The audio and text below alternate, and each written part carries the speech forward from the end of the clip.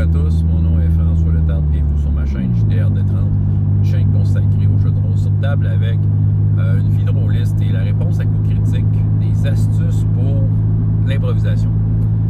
Je vais vous dire un peu comment ça se passe dans mon cas, là. Je ne sais pas à quel point c'est génial ce que je vais vous raconter, mais je vous dis comment moi je fais ça.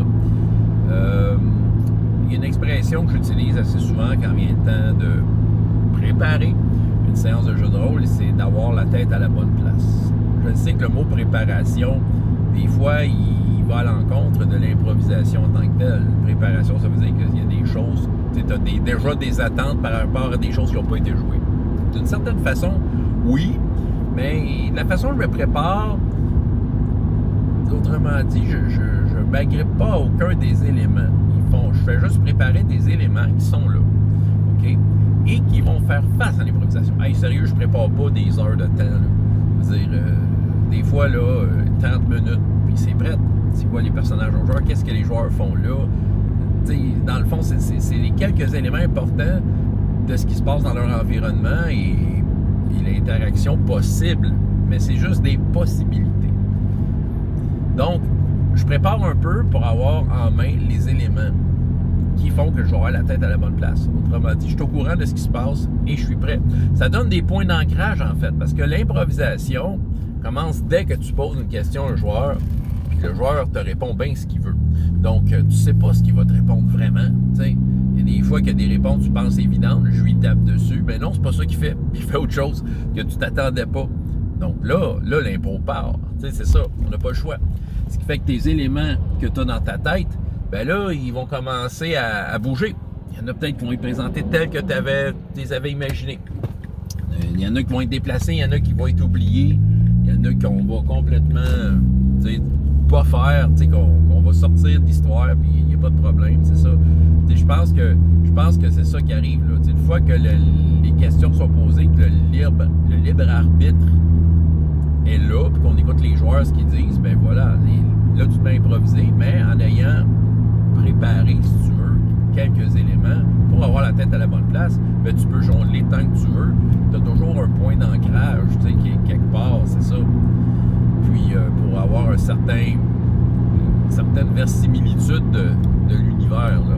Évidemment, les joueurs peuvent t'amener à complètement faire de quoi qu'ils fassent faire en sorte qu'aucun de tes éléments que tu as préparés ont de la valeur. Là, ils vont complètement champ gauche.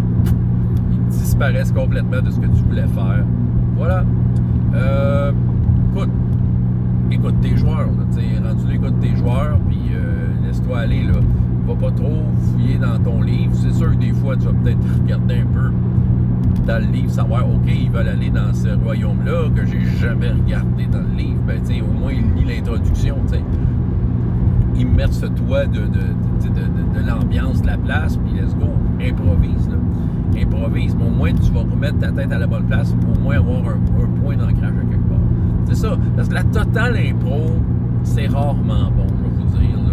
Partir, carte blanche, let's go, on improvise du jeu de rôle. Moi, je trouve que c'est rarement bon. Ça veut dire, les fois où ça va être vraiment bon, on va se trouver bien hot, là, mais je dirais que ça va de moyen à médiocre. Ça peut être très souvent moyen. C'est ça. Là, ils vont dire, même si tu es prête, ça va revenir, ça peut faire ça aussi. Oui, mais il y a une question de versimilitude. Si tu as des points d'ancrage, au moins tu es capable de rebondir sur des choses qui font sens dans la campagne. Parce que oui, il faut que tu improvises, mais il y a quand même une thématique, quand même un thème à respecter. C'est comme quand on fait du théâtre improvisé, puis que l'arbitre avance, puis avec son petit carton, puis t'as un thème qui est proposé, puis si tu t'embarques des joueurs de cette improvisation-là, puis qui font vraiment n'importe quoi, qui respectent pas le thème, ils ont des pénalités. Bon, c'est parce que c'est ça, il y a un thème à respecter. Fait, je pense que le thème à respecter, ça vient du meneur de jeu qui a ses points d'ancrage. Ça vient des joueurs qui vont faire l'effort de rester dans le thème. Mais à travers ça, c'est ça, on est libre de faire ce qu'on veut et d'improviser. Mais c'est ça, t'as pas besoin de préparer super longtemps. Juste assez. Une couple de points d'ancrage puis avec lequel tu peux jongler. Et des points d'ancrage que tu sais que c'est pas grave si ça disparaît. Là. C'est pas grave si c'est pas utilisé. Au moins, ils sont là. C'est comme un outil que tu peux sortir à tout moment pour dire, OK, ça va être utile par rapport à la réponse que les joueurs ont fait, par rapport aux actions que les joueurs ont fait.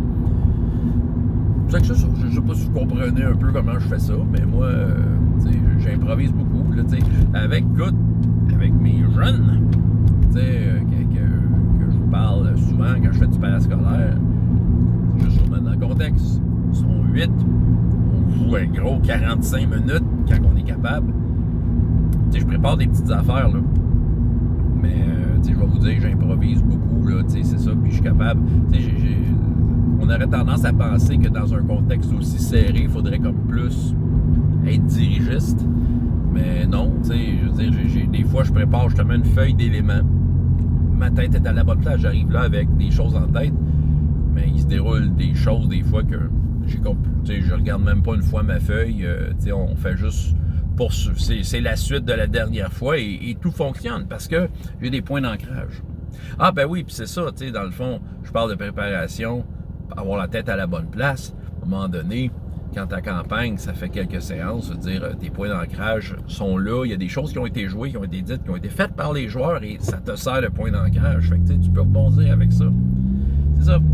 Autrement dit, tu lances ta balle, le rebondissante, dans une pièce qui va rebondir sur plein de murs, puis sur les murs, il y a des interrupteurs de choses qui se sont passées dans la campagne. Fait que on ne sait jamais où la balle va retomber, mais elle va peut-être toucher un interrupteur et déclencher quelque chose qui est prévu là. Il est sur le mur, l'interrupteur. Il a pogné cet interrupteur-là, parfait. L'histoire continue à partir de là. Bon, assez faire des comparaisons molles. OK. Fait que c'est ce que j'avais à vous dire. François Letarte, JDR D30. Et jusqu'à la prochaine fois, il y a autant de plaisir dans la vie que dans les jeux. Au revoir.